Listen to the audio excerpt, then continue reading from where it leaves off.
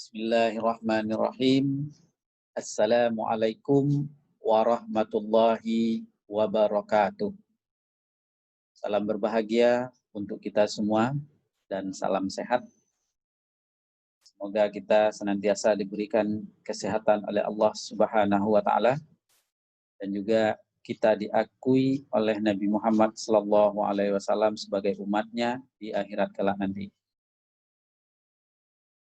Bersama dengan saya Pak Guru Sani, kita akan membahas tentang iman kepada hari akhir.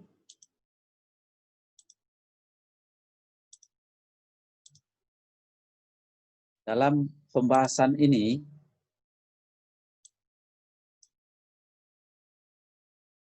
kita akan membahas tentang iman kepada hari akhir, sehingga ada kepahaman bagi kita tentang hari akhir tersebut.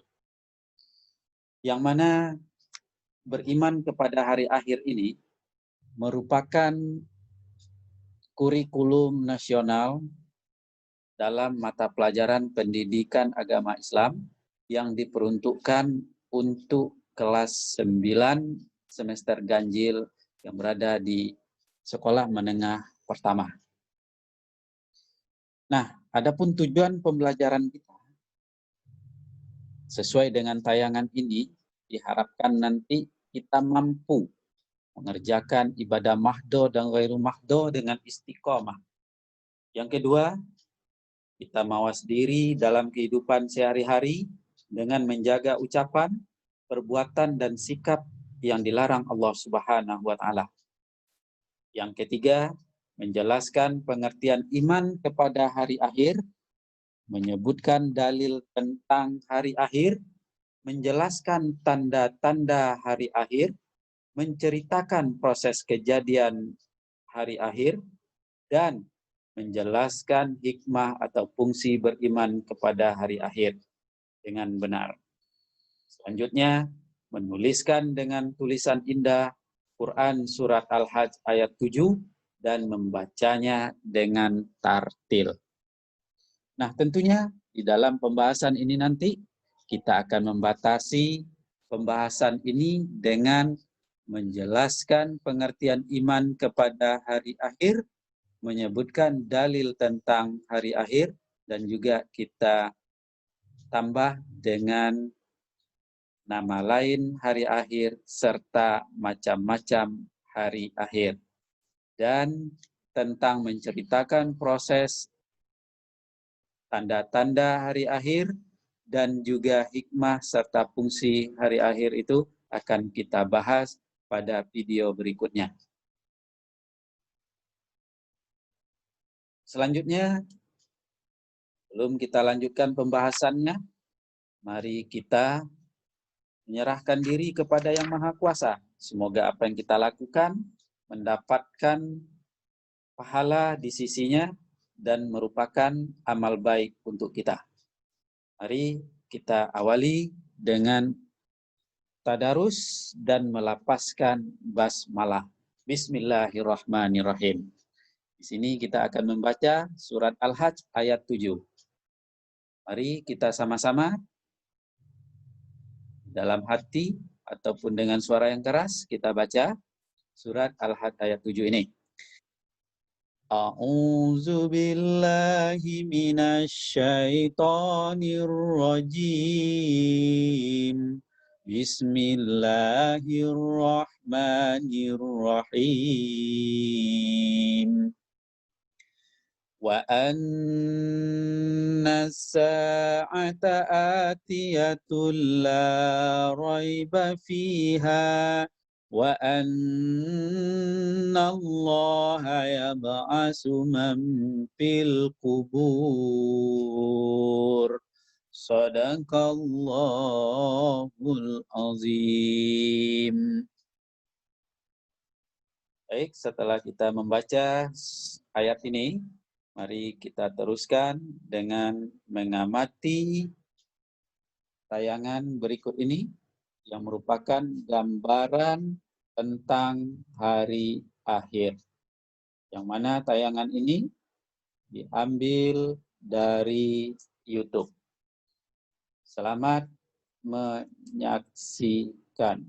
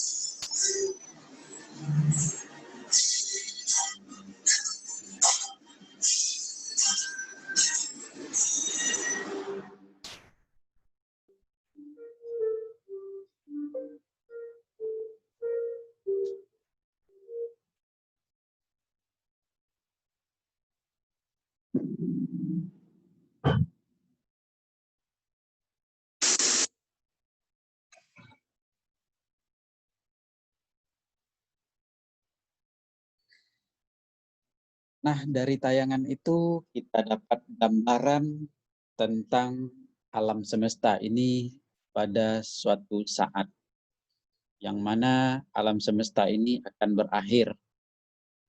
Jadi kepada kita yang ingin mempertanyakan atau penasaran dengan tayangan tadi, simpan dulu pertanyaannya atau komentarnya.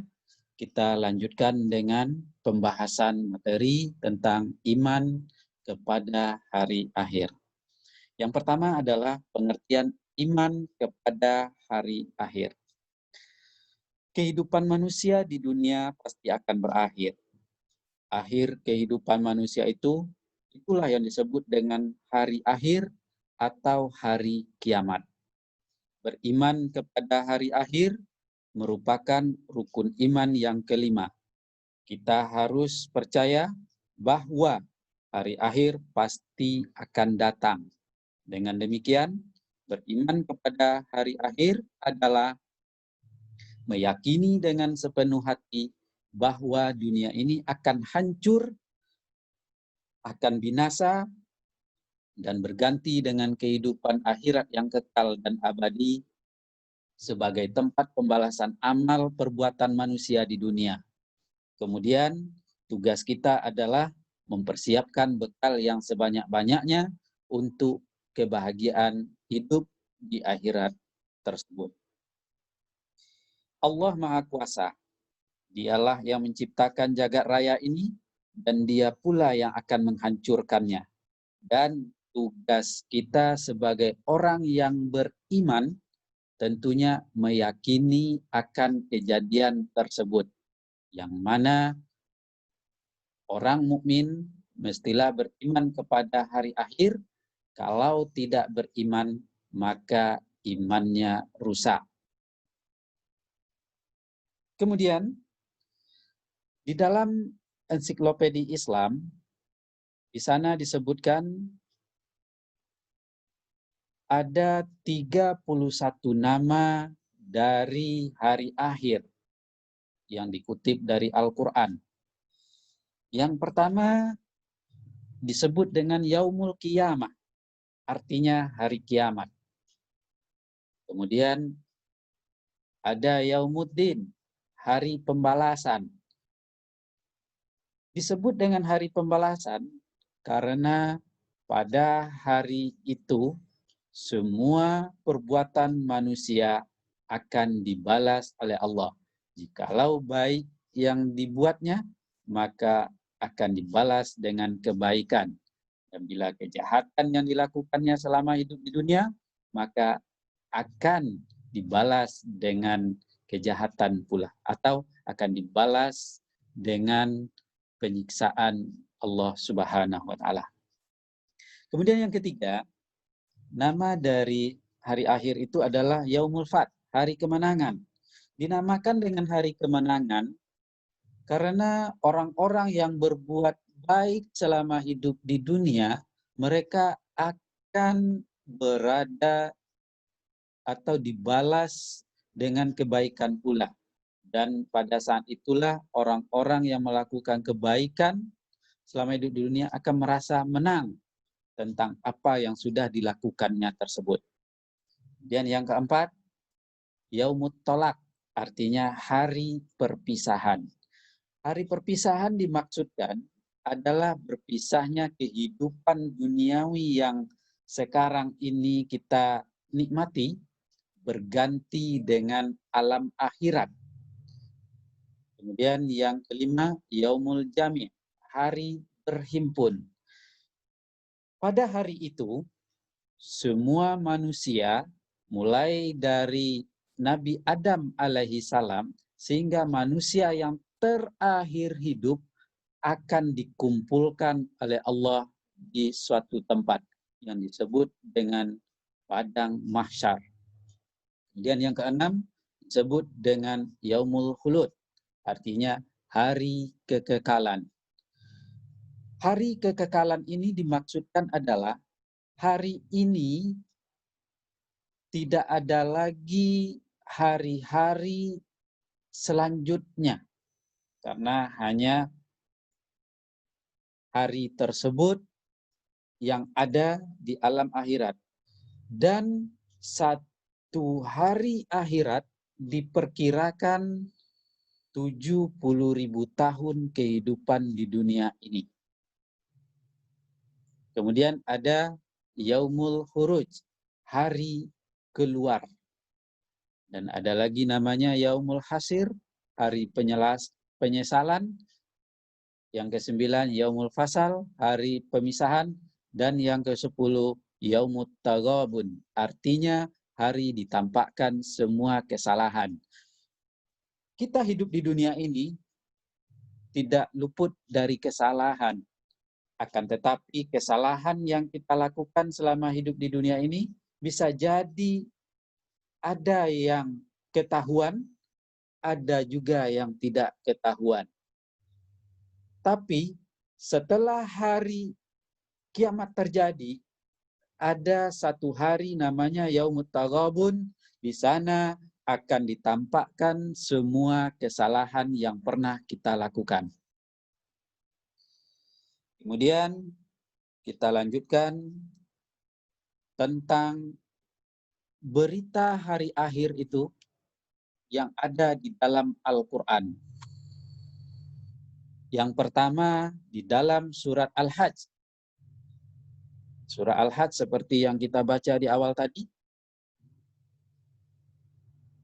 Wa anna as-sa'ata atiyatul la raiba fiha wa anna Allaha yab'asu man fil kubur.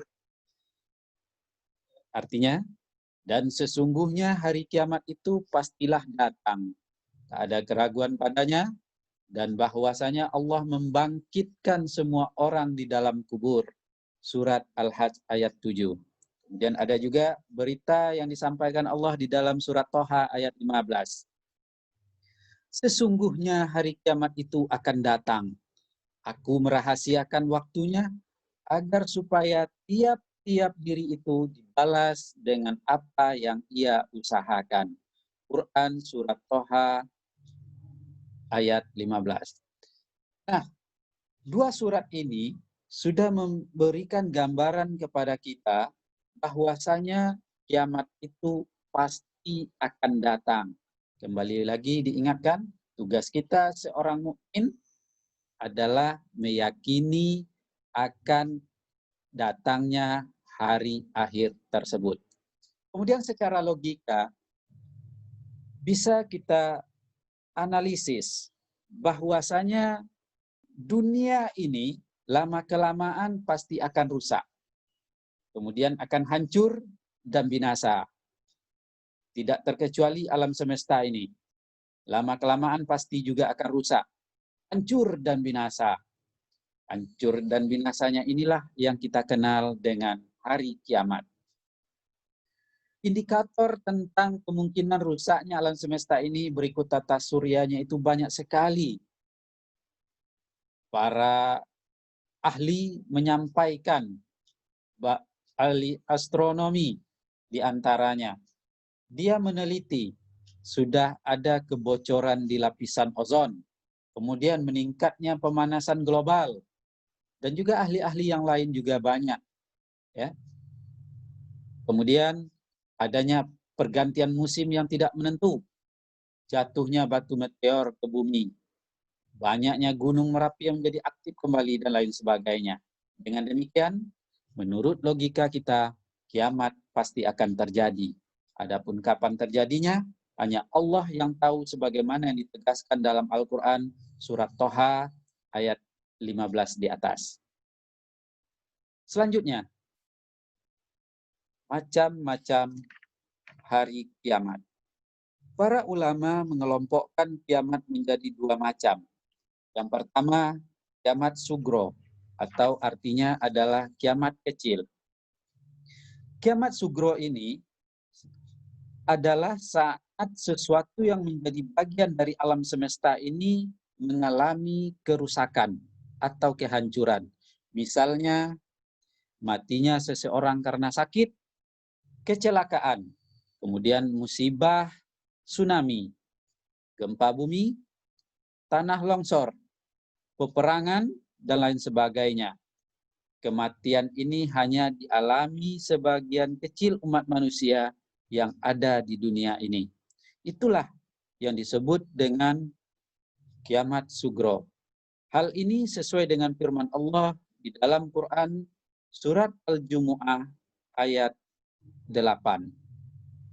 Yang artinya, katakanlah, sesungguhnya kematian yang kamu lari daripadanya, maka sesungguhnya kematian itu akan datang menemui kamu. Kemudian kamu akan dikembalikan kepada Allah yang mengetahui yang gaib dan yang nyata. Lalu Dia beritakan kepadamu apa yang telah kamu kerjakan. Quran surat Al-Jumu'ah ayat 8. Kemudian pembagian yang kedua, kiamat kubro. Pada saat kiamat kubro, kerusakan alam semesta terjadi secara menyeluruh. Alam semesta ini musnah dan berganti dengan alam yang baru, yakni alam akhirat. Kiamat ini dialami seluruh makhluk hidup di jagat raya ini, tanpa terkecuali, karena kejadiannya secara menyeluruh. Maka suasana saat itu sangat mencekam dan sangat dahsyat. Salah satu kejadian kiamat kubro yang digambarkan oleh Allah adalah ketika malaikat Israfil meniup sangkakala untuk pertama kalinya. Semua makhluk akan mati, kecuali yang dikehendaki hidup oleh Allah Subhanahu wa Ta'ala. Hal ini sesuai dengan firman Allah Subhanahu wa Ta'ala di dalam surat Al-Haqqah ayat 13 sampai 16, yang artinya,